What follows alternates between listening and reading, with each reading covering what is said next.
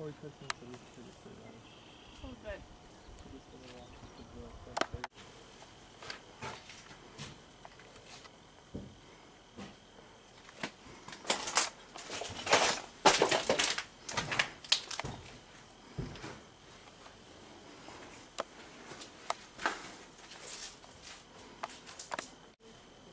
Are those handprints there?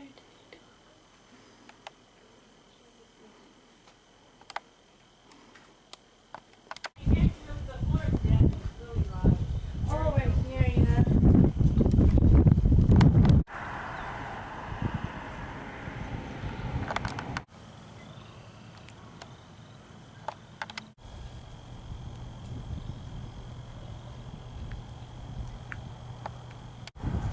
A phenomenal man by the name of Raymond Richard Casper was born on September 5th, 1924. He grew up on the farm I currently live on today in Turtle Lake, Wisconsin. He attended Sunnybrook School just up the hill from my house where we are right now, up until the 8th grade.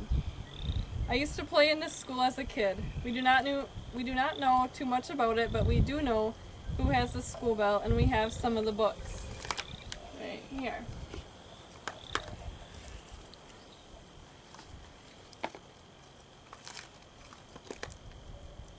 He then took over his father's farm.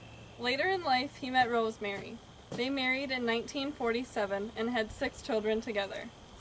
Richard, Alan, Jane, Lorene, and 2 twin boys, Gerald and George, who died at birth. He and Rosemary were together for 31 years. They farmed together. Rosemary passed away at the age of 52 due to breast cancer in January of 1978. Unfortunately, I never got to meet her. Raymond remarried in 1981 to Eleanor Fite. Eleanor is the woman I know today as my grandma. I'm very lucky to call this man my grandfather. In 1990, he and Eleanor moved off the farm and my dad took over. Of 10 grandkids, my sister and I were the closest to him. As a kid, I did everything with him. From sleepovers at him and Grandma's and waking up to Grandma making crepes and having a contest with him to see who could eat the most, to riding with him in the tractor out in the field and working on the combine with him. I will never forget how he called our house cat Snowshoes because she had white feet, even though her real name was Blackie. He also was an awesome woodworker. He made my sister and I each our own toy boxes and engraved our names in them. He also made us a huge playhouse with a deck, electricity, a ceiling fan, and a loft. He made many benches and nice calendar frames as well. Up until he was 84 years old, he was still working on the farm almost full time. Going to church every week was a big part of his life. He was also known for his Sunday cruises around the block, driving really slowly. He and Grandma Ellie would come out to the farm quite often, and we would have bonfires. I remember one time specifically, he had parked the car in the driveway, and we were all talking, and I yelled, "Hey Grandpa, your car's rolling down the hill!" And he quickly looked and was about to run after it until he realized I was just kidding. Everyone laughed hysterically. One year, for Christmas, he backed too far down the driveway at my uncle's and ended up in the plowed field.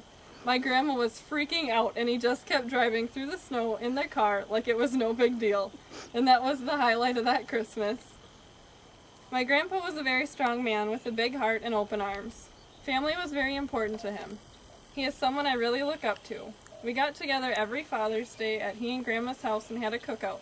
Don't forget the German sausage. He became ill and was later diagnosed with Sundowner syndrome. He was put in a nursing home and soon after passed away in April of 2010. I was the only grandkid there at the time, which is pretty special to me.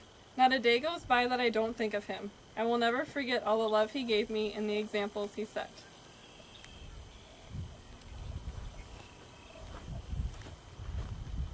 Pick it yourself.